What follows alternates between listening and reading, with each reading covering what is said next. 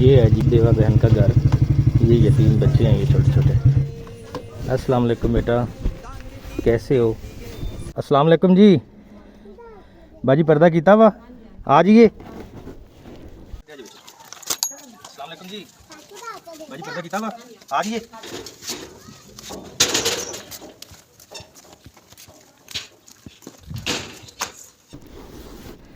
बाजी अल्लाह ताला की तरफों ਤੁਹਾਡੇ ਲਈ ਰਾਸ਼ਨ ठीक हो गया जी। तो जिन्हों की तरफों राशन हैगा वा तुसीं उन्हां लई खुसूसी दुआवां याद रखना अपनी सहरी अफतारियां दी। अल्लाह पाक तुहाडी इबादत कबूल करे। किन्ने बच्चे तुहाडे? 5 बच्चे ने भाई, 2 बेटे हैं ते 2 बेटियां अंदर खोती हैं। बच्चे पढ़दे? हां जी पढ़दे ने कुड़ियां। अस्सलाम वालेकुम। सलाम लो सामने तो सलाम करा। अस्सलाम वालेकुम। बाहर आओ। ये घर किसे दा भाई? साडा ही नहीं है भैया। ਤੁਹਾਡਾ ਆਪਣਾ ਘਰ नहीं है? नहीं अपना नहीं। किराए ते रहंदे हो? नहीं मेरे जेठ का घर है। अपना वालेकुम सलाम। क्या हाल है बेटा? अच्छा अच्छा अच्छा, यानी चलो अपने ही ने उन्होंने घर रह रहे हो तुसीं, अपना घर नहीं हैगा? हां अपना नहीं है। चलो अल्लाह पाक दी अजमैश हुंदी, अल्लाह दी तरफों हुंदा वा। हां जी ते माशाअल्लाह बा हिम्मत हो अल्लाह पाक ਤੁਹਾਡੇ ਬੱਚਿਆਂ ਨੂੰ सेहत देवे। अल्लाह ताला ਤੁਹਾਡੇ नसीब करे।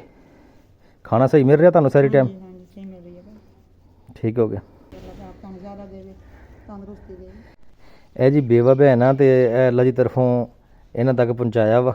ਠੀਕ ਆ, ਅੱਲਾ ਪਾਕ ਇਹਨਾਂ ਦੇ ਨਸੀਬ ਕਰੇ। ਛੋਟੇ ਛੋਟੇ ਬੱਚੇ ਆ ਤੇ ਬਾਜੀ ਤੁਸੀਂ ਕੁਝ ਕਹਿਣਾ ਚਾਹੋਗੇ ਸਾਨੂੰ? हाँ जी भाई मेरे को मदद कर दे, मेरा कोई कमाने वाला नहीं है भी घर।